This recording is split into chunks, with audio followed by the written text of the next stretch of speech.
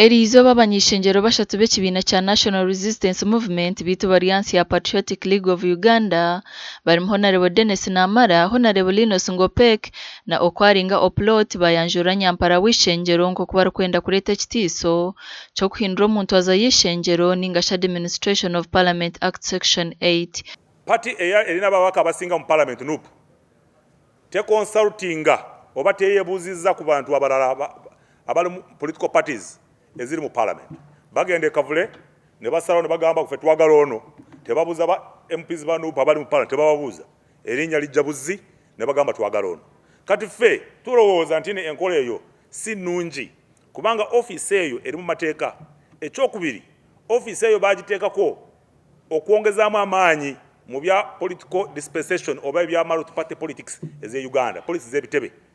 ntino bw'obanga otwala aba opposition MPs bonna mu Parliament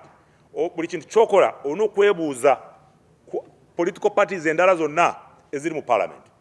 naye kakyetulabye nasawa zino leader of opposition aliwo bamulondere kavule political parties eziri mu Parliament endala tebazibuuzaako. Ekitense eki kyorekyerire kureta empinduka omuntu aza yemirimo mu ishengero obwo bari kuterwa akaruru k'orukwebembera orukuru orubaje rukuhakanisa gavumenti. Iteka eriho na nibenda ngo bari kwebembera obukiiko mu ishengero nabo baterwa akaruru bari kutorana aba opposition nabo bari kuba batine ekibiina ky'obutegeki ningashi independence. Kati ffe ng'abantu abagala accountability mu Parliament eno empya eyo 12 saagala njogere 11 kubanga 11 yalina ebizibu byayo mu bimanyi nnyo eyo 12 eno Parliament empya na mere chaita stock empya Parliament empya twagala president ngaba yagambye tewali okola ki tewali kulambala mu basoga bagamba tewali kulambala tewali kwebaka olina okubeera ng'otunula ng'olinda wakame kubanga ababbi bangi kati tugamba ntino twagala office zonna tuziteekamu amaaso katutandise n'eno tugana okukwata office endala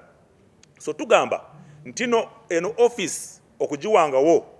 waliwo ebintu byebaleka mabega ngaba independent members of Parliament kubanga bali mu opposition nabo tebali mu government era n'okutuula batuula eri mu opposition tebatuula ku side ya government tulabangako omuntu wa independent nga tudde ku side ya government batuula nnyo opposite side ya opposition so tugamba ntino twagala tukolemu amendment bwebanga balonda omukulembeze ow'ababaka aba opposition mu Parliament basobole kwebuuzaako kwabo bonna abali mu opposition n'abo aba kinoomu ba independent members of Parliament. Omwiteeka eri nibenda orukuru orubaje rukuhabura gavumenti kworeka embarira ya biliyoni 4 eziri kuhebwa ofisi ye buri mwaka. For example mukimanyi bulungi etteeka constitution yaffe eteekako president ng'obuyinza omujjako Parliament eyinza kujjako president Parliament eyinza kujjako speaker ne deputy Parliament eyinza kujjako ba cabinet ministers ne baba censuringa mwabaraba edda bakuteesa baba censuringa n'abalala naye lwaki ono ye leader of opposition tewalimu ebbago ntino bw'abanga takoze bulungi obanga sente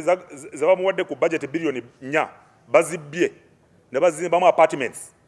lwaki tewaliwo ebbago akawayiro akagamba oyo tumuteremu etooki bwe tusanga ntino waliwo sente zeyabbye n'azimba apartments ng'alina okuyamba okuvuganya emirimu gya gavumenti n'aba opposition naye n'azimbamu apartments naye tumukubemu tooki tumuggyeko lwaki. Aba nibenda hateebweho ekifubiro yagira iteeka eryahenda omu mateeka gari kwebembera ishengero. So this Kisanja does not leave any stone untouched. You saw what happened within the Parliament. Every stone was touched. So even those who access government resources while hiding behind elements of opposition, the stone will be turned untouched. Abahona batangaza nshonga ya commissioners b'ishengero ngu nababine kuba nibarondwa abanyishengero owabiro myishengero wishaza rya buhweje mu bice Francis ebyo na yabiteramo ebituri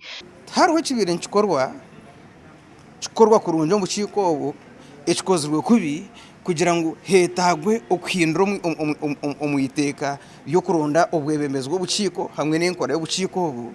kureka hine abatakwenda nkora nungi iyo kubarebuza iyo kureba kugenda mu misho iyo kuhakanisa enkorambi iyo kuhakanisa uburwenguzi nibenda ngo bateho abantu abagabini bajya ngutaraho nguzi nibajya ngutaraho kurubatira ubwabe bw'abantu nahabwe cyo kurunojya ngo nambwe nhatana bagira ngo buciko bwe bibire buci nanaka kaciko kuba kweta ka human rights nakwata bakahereza abo opposition twira kugira iteka eri kufubira MP eri kufubira kraka eri kufubira umukozi wa parliament eri kufubira speaker hariho amatega go kufubira abantu abakutunga sente za government uwazitunga nka MP uwazitunga nka umukozi wa government uwazitunga nka speaker hariho amateka agari kugamba kutunga sente no kutukuzikozesa nakuzi kugira ngo buri muntu mukora iteka erye iteka shekwa tine misho iteka tubakara korra rida opposition iteka tubakara korra chairman iteka nturukorra abanya-Uganda abari mu office abakorese sente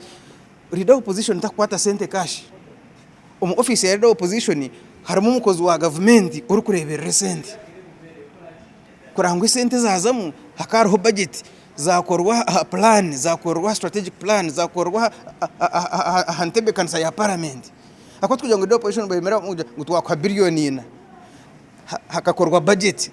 ni nazo korachi kora ezo zikakoreswa kugira plan ya parliament plan ya department Ebi nibyijeho bwa nyuma y'urukuro rubajoro habura government honorable Joe Senyonyi okugamba ebigambo bigumira chairman w'ekibina cya Patriotic League of Uganda amakuru agasha kwa Jimmy Muhumuzo muri Kampala.